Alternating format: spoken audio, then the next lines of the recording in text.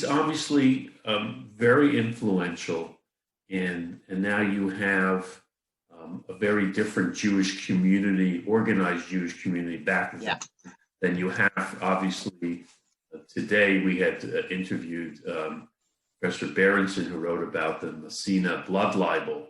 Yes, I saw that, and I saw that too. He said that one of the influences for that was obviously Henry Ford, but the whole fledgling Jewish organization, some leading figures, rabbis, how did they respond to Henry Ford? Yeah, I'm glad you asked me that ahead of time so I could look up, because one of the most in retrospect, and even now thinking about it wasn't like the entire Jewish community got together or rallied around and decided to go up against Henry Ford, because and even now, just fast forwarding, I remember when I went to visit, I went to all the different, the American Jewish Congress, the American Jewish Committee. I went all around to talk to people. I went to the Anti-Defamation League,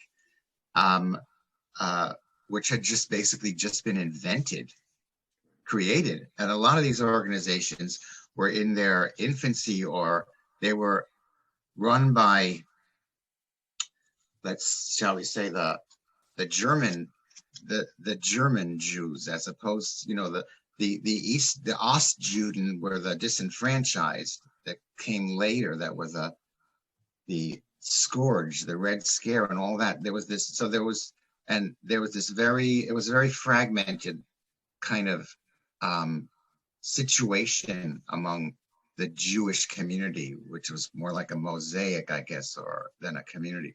But finally, it took the publication. What happened was Henry Ford eventually he published an anthology.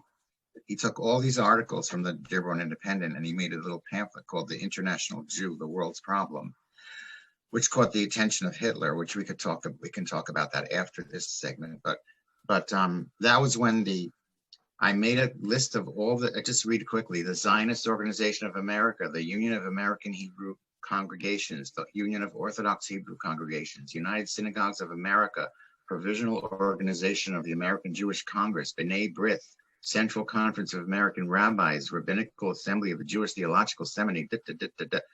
On behalf of the American Jewish Committee, managed to round up all of these diverse organizations, and they published an article in the Day called The Day. It was in the newspaper called The Day, Der Tag, which I think was a Lower East Side newspaper, on December 2nd, 1920.